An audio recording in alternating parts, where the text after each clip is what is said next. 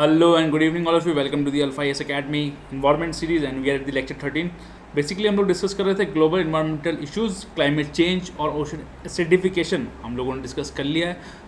इस लेक्चर में हमने छोटा लेक्चर है एक, बस ओजोन लेयर डिप्लीशन जो प्रॉब्लम है उसको डिस्कस करेंगे, कैसे ओजोन लेयर बनती है, क्योंकि बहुत डिटेल टॉपिक था इसलिए हमने एक ही लेक्चर रखा है. इसके बाद एक लेक्चर और आएगा ग्लोबल इन्वायरमेंट इश्यूज़ का, उसके बाद हमारा पार्ट 2 खत्म हो जाएगा.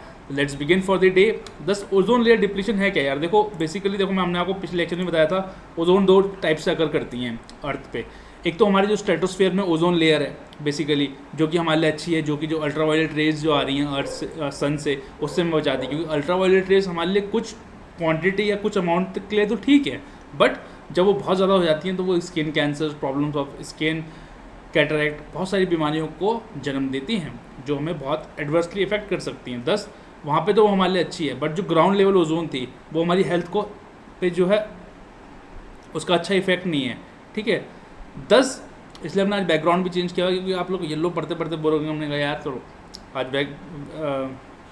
वाइट बैकग्राउंड दिया जाए, ये एक ही टॉपिक पढ़ना है. ठीक है. 10 अल्ट्रावायलेट रेज देखो 3 टाइप की होती हैं. एक UVA होती है, UVB होती है, UVC होती है. UVC जो है सबसे ख़तरनाक होती है. It is the most damaging to the biological systems. That's why. और देखो भगवान ने हर चीज़ अपने हिसाब से बनाई हुई है. तो यहाँ पे जो हमारी ओजोन लेयर है, सॉरी स्ट्रेटोस्फेयर में आपकी ओजोन लेयर, मैंने लेयर नहीं दी, सॉरी. तो स्ट्रेटोस्फेयर में आपकी ओजोन लेयर पतली सी लेयर होती है. ये UVC को रोकती है, और को भी रोकती है, और को भी फिल्टर आउट करती है, और जितनी क्वांटिटी अर्थ को आनी चाहिए उतनी ही आने देती है. तो this is a very natural process. 10 ये ओजोन लेयर मिलेगी कहाँ आपको? 10 to 50 kilometre above the earth. Ozone layer, ozone का फॉर्मूला क्या होता है? O3 होता है. ठीक है. अब प्रॉब्लम क्या है कि ओजोन लेयर जो है डिप्लीट होती है. कुछ हमारी जो गैसेज हैं, कुछ हमारे जो कंपाउंड्स हैं जो गैस छोड़ते हैं, और सबसे ज़्यादा इसके लिए डैमेजिंग होती है क्लोरीन. और क्लोरीन से भी कहीं ज़्यादा डैमेजिंग होता है ब्रोमीन. ठीक है.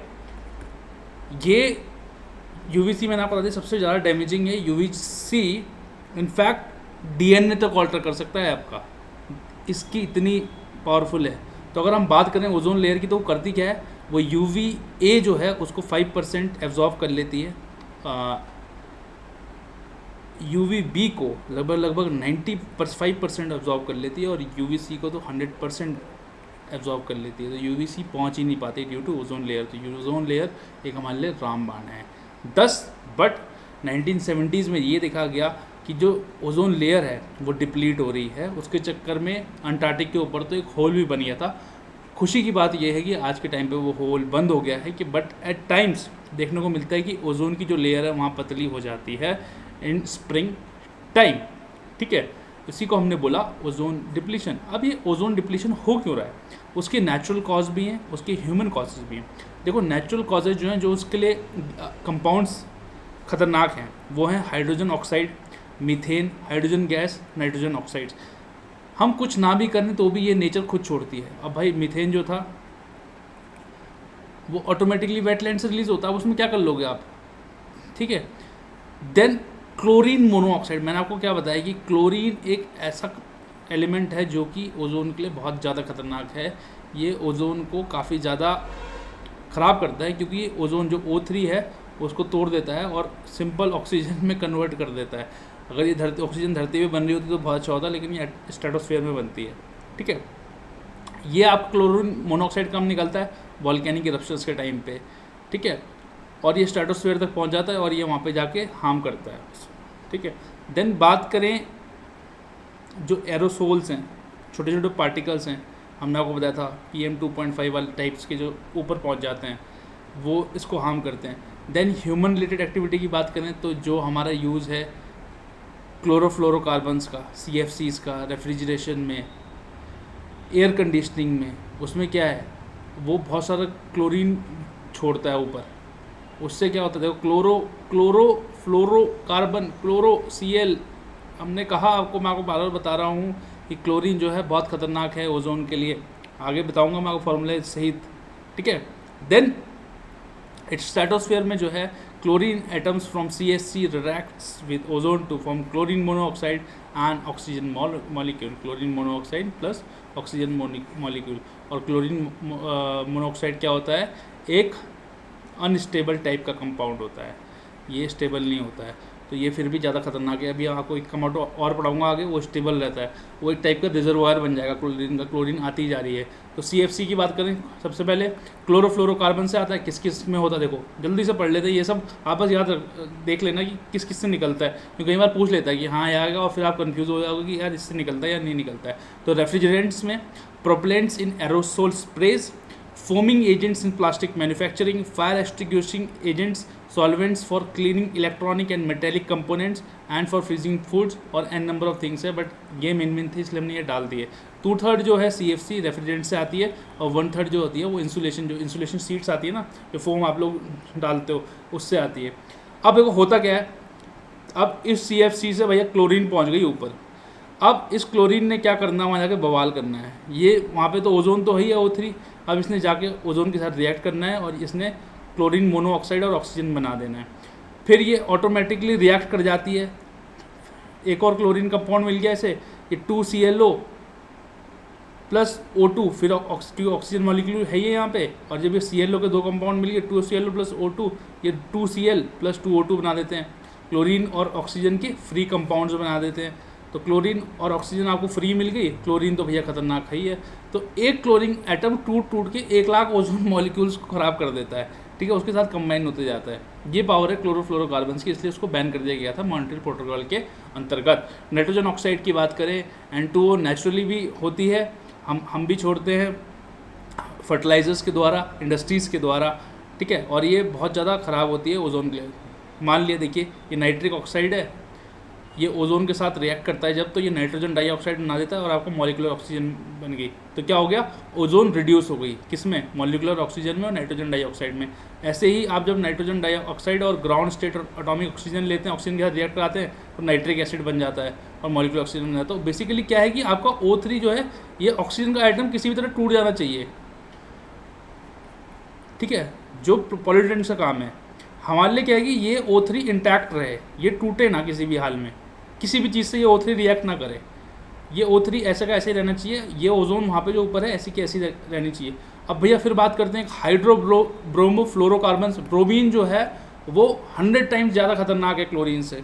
अब होता क्या है कि भैया ब्रोमीन, आपने हाइड्रोब्रोमोफ्लोरोकार्बन का इस्तेमाल किया, अब ब्रोमीन पहुँच गया ऊपर, ब्रोमीन ने फिर जाकर क्लोरीन रिएक्ट करता है ओजोन के साथ, ये भी ब्रोमीन ऑक्साइड प्लस आपका ऑक्सीजन बना देता है, ठीक है।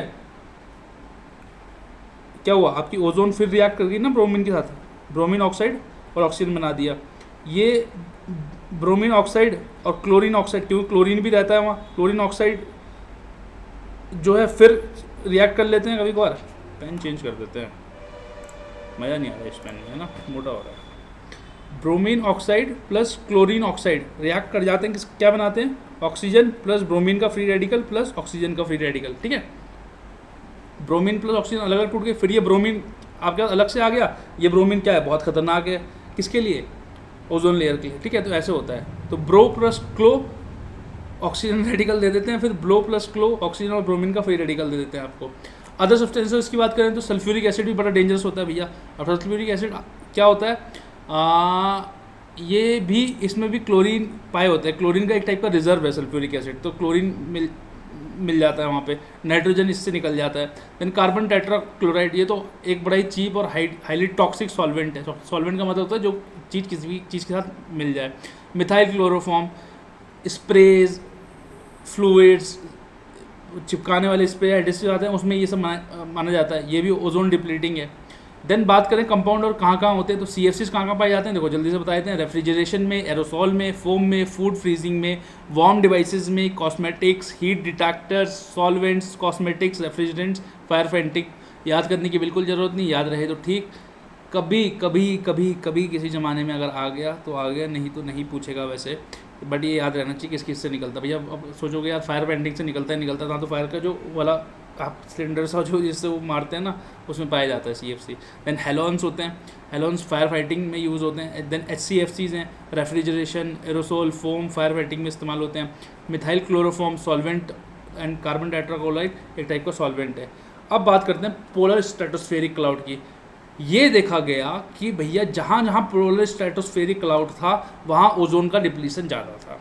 अब उन्होंने चक्कर में पड़ गए। तो पहले तो ये पढ़ लेते हैं कि कितने टाइप के पोलर स्ट्रेटोस्फेरिक क्लाउड होते हैं। 3 टाइप के होते हैं। एक तो होते हैं निक्रीसियस क्लाउड्स, ये रेयर और बड़े हाई क्लाउड होते हैं। ये थोड़ा सा कलर इफेक्ट देते हैं ड्यूरिंग सनराइज एंड सनसेट, और वो कलर कहाँ से आता है, वो एक टाइप का रिफ्लेक्शन है जो पानी के ऊपर कई बार ऑयल रहता है, वो वहाँ से रिफ्लेक्ट होकर जो कलर जाता है उसको दिखाते हैं, निक्रीसियस क्लाउड। सेकेंड टाइप के क्लाउड जो होते हैं उनमें नाइट्रिक एसिड होता है instead of pure water. Second type का जो क्लाउड होता है पोलर स्ट्रेटोस्फेरिक क्लाउड, PSC जिसको बोलते हैं, उसमें जो है मेरी राइटिंग अच्छी नहीं हो पा रही है देखो पैड में भी, बट मैं कोशिश कर रहा हूँ ज़्यादा साफ रखने की आपके लिए, ठीक है। नाइट्रिक एसिड होता है किसकी, पानी, प्योर पानी की जगह। और थर्ड टाइप का जो क्लाउड होता है वो होता है नेक्रीसिस की तरह, लेकिन बड़ा स्लो रेट पे फॉर्म होता है, तो उसमें इरिसिडेंस नहीं होता है। अब इरिसिडेंस कौन सा फिनोमिना था कि भैया वो पानी के ऊपर जो ऑयल है उससे जो रिफ्लेक्शन होकर कलर वापस जा रहा है, और वो कलर हल्का सा कलर दिखता था सनसेट एंड सनराइज के दौरान, वो यहाँ पे नहीं दिखता है। होता क्या है पोलर स्ट्रेटोस्फेरिक क्लाउड में, एक तो देखो पोलर स्ट्रेटोस्फेरिक क्लाउड में क्या होगा, क्लाउड है तो आइसी, वहाँ पे आइसी मटेरियल होगा या आइसी पार्टिकल्स होंगे। आइसी पार्टिकल क्या है, एक टाइप का सबस्ट्रेट प्रोवाइड कर देते हैं ओजोन डिप्लीशन के लिए। अब हुआ क्या, हुआ ये कि आपका Cl और O3 पहुँच गए ऊपर, Cl और O3 थे, तो ये बन गया आपका क्लोरीन मोनोऑक्साइड। होता क्या है कि क्लोरीन मोनोऑक्साइड जो है थोड़ा अनस्टेबल है, ये स्टेबल नहीं है, तो ये लेस इफेक्टिव है, लेकिन ये आगे चल के बन जाता है ClO, NO2 और HCl में कन्वर्ट हो जाता है। और ये दोनों जो हैं ये रिजर्वायर्स हैं क्लोरीन के, इनसे जो है क्लोरीन आता जाता है। ये एक टाइप के मतलब होता है ना अनलिमिटेड बैंक कि भैया पैसा निकाले जाओ निकाले जाओ निकाले जाओ। तो ClO, NO2 और HCl दोनों ही इस टाइप के रिजर्वायर है कि Cl निकाले जाओ निकाले जाओ निकाले जाओ इससे, ठीक है, यही कहानी है इसकी। तो ClO, NO2 किसकी प्रेजेंस में, HNO3 के प्रेजेंस में फिर टूट जाता है और Cl आपको दोबारा मिल जाता है, ठीक है। मैंने आपको बताई दिया कि HCl और ClO, NO2 ज़्यादा स्टेबल कंपाउंड है, it acts as a reservoir to the chlorine, ठीक है। अब बात करें अगर आइस पार्टिकल्स इन PSC की, तो आइस पार्टिकल्स क्या, अब देखो केमिकल रिएक्शन होनी है, केमिकल रिएक्शन के लिए आपको सबस्ट्रेट चाहिए, तो आइस पार्टिकल वो सबस्ट्रेट प्रोवाइड करते हैं, ठीक है। अब यहाँ देखो आप, मैं दोबारा अगर आप उस पर आ जाएँ तो नॉर्मली तो ये चीज़ होनी थी विदाउट पोलर स्ट्रेटोस्फेरिक क्लाउड, जब पोलर स्ट्रेटोस्फेरिक क्लाउड नहीं था।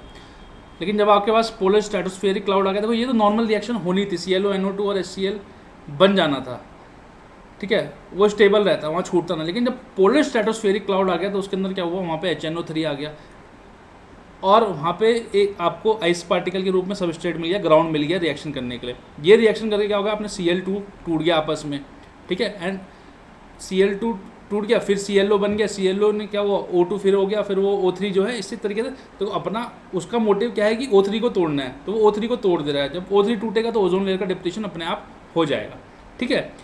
इनफैक्ट मैं आपको बताऊं कि जब पोलर स्ट्रेटोस्फेरिक क्लाउड होता है तो जो ये HCl और ClO, NO2 है आपस में जब ये रिएक्ट करते हैं, तो वैसे तो इनकी रिएक्शन बड़ी स्लो होती है भैया, इनकी रिएक्शन बजाय हाँ आराम से क्लोरीन बनाएंगे। बट ये देखा गया कि जहाँ पे पोलर स्ट्रेटोस्फेरिक क्लाउड होता है तो ये बड़ी जल्दी से रिएक्ट करते हैं, क्योंकि उनको सबस्ट्रेट मिल जाता है इसके रूप में, और जल्दी से रिएक्ट करते हैं, और रिएक्ट करेंगे तो क्या होगा, ओजोन लेयर का डिप्लीशन होगा। In fact the polar stratospheric clouds not only activate chlorine but also absorb reactive nitrogen. If nitrogen oxides were present, they would combine with the nitrogen monoxide to form a reservoir of chlorine nitrate, ठीक है, जो कि फिर अपने आप में हानि है। तो PSC याद रखो, PSC से कैसे टूट रहा है याद रखो, ClO, NO2 प्लस HCl बनता है, स्टेबल है। पोलर स्ट्रेटोस्फेरिक क्लाउड नहीं होते तो शायद वो कम नुकसान पहुँचाता, बट क्योंकि पोलर स्ट्रेटोस्फेरिक क्लाउड आ जाते हैं तो वो ज़्यादा नुकसान पहुँचाते हैं, रिएक्शन जो है तेज़ हो जाती है।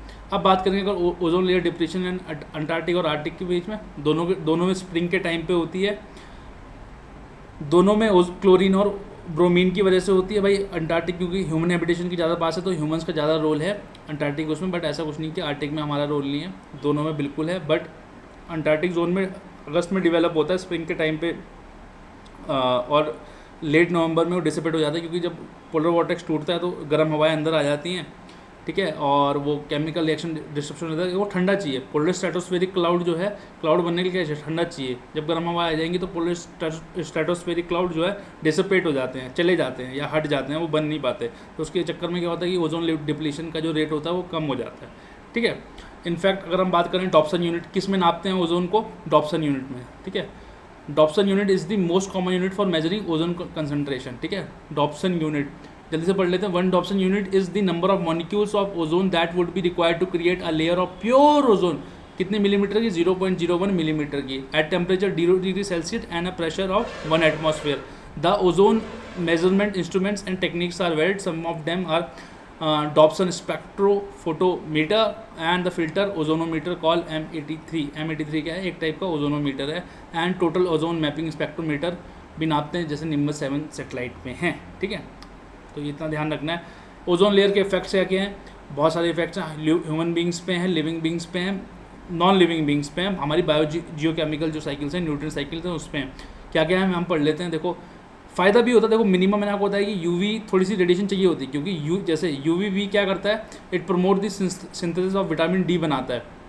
ऐसे ही यूवी रेडिएशन जो है जर्मिसाइड की तरह, मतलब जर्म्स को मारती है, माइक्रो ऑर्गेनिजम्स को मार देती है।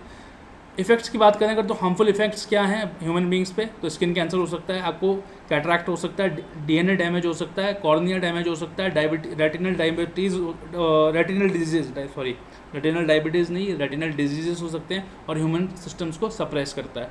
क्यों बता रहे हैं, क्योंकि भैया कुछ भी पूछ लेता है आजकल, इसलिए बताना पड़ रहा है, ठीक है। इफेक्ट प्लांट्स पे क्या क्या इफेक्ट है, फोटोसिंथेसिस को इनहिबिट करता है, उनके मेटाबॉलिज्म को इनहिबिट करता है, ग्रोथ को रोकता है, सेल्स को डिस्ट्रॉय कर देता है, कॉज म्यूटेशन मतलब चेंज इन दी और alteration in the genetic material, and forest productivity को डिक्लाइन करता है। तो भैया हाँ, कभी ऐसा मिले कि effects of ozone layer decline in the forest productivity, तो यस, ओजोन की वजह से, ओजोन लेयर डिप्लीशन की वजह से फॉरेस्ट प्रोडक्टिविटी पे फ़र्क पड़ता है।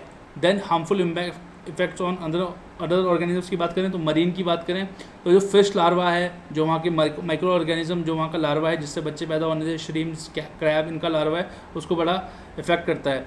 नॉन लिविंग मटेरियल्स की बात करें तो पेंट्स का, जो पेंट पुताई होती है या पेंट्स होते हैं, उनका ब्रेकडाउन एक्सलेट करता है। एटमॉस्फेयर का जो सर्कुलेशन पैटर्न है उसे चेंज करता है, क्लाइमेटिक चेंजेस लाता है। बायोजियोकेमिकल साइकिल्स की बात करें तो UV radiation could affect terrestrial and aquatic biogeochemical cycle, thus altering both sources and sinks of greenhouse and chemically important trace gases। देखो ट्रेस गैसेस कौन सी गैसेस होती हैं, नाइट्रोजन, ऑक्सीजन, तो बड़ी बड़ी गैसें होती हैं। ट्रेस गैसेस होती हैं जो बहुत सारी ट्रेस गैसेस हैं जो कि मेजॉरिटी ऑफ दी एटमॉस्फेयर को मेकअप करती हैं, ठीक है, और वो बहुत ज़्यादा है हमारे एटमॉस्फेयर में, नाइट्रोजन ऑक्सीजन को छोड़ के भी बहुत सारी गैसेस हैं। हमने क्या क्या मेजर्स किए, पहले हम लोग हेलसिंकी में मिले 1989 में, फिर हमने वहाँ पे एक प्रोटोकॉल बनाया, फिर हमने एक मॉन्ट्रियल प्रोटोकॉल बनाया 1990 में। हमने कहा कि भैया हम जो है एलिमिनेट करेंगे किसका, CFC का, उसकी जगह हमने क्या लाए, HCFC। अब HCFC भैया ओजोन लेयर को तो घटाता नहीं है, लेकिन हमने पिछले चैप्टर में पढ़ा था इसका ग्लोबल वार्मिंग पोटेंशियल बहुत ज़्यादा है और ये बड़ा लॉन्ग लिव्ड है, तो ये जो है ग्रीन हाउस इफेक्ट पैदा करता है और एटमॉस्फेयर को गर्म करता है। तो अब इसका भी ऑल्टरनेट हम लोग ढूंढ रहे हैं। तो ये थी बात ozone layer and ozone layer depletion की, which is a global problem, और इसको हम सबको मिलके एड्रेस करना है, रोकना है, हम सबकी जिम्मेदारी है। And that's all for today. Thank you very much for watching, keep smiling, keep healthy, and we shall see you soon. Bye bye.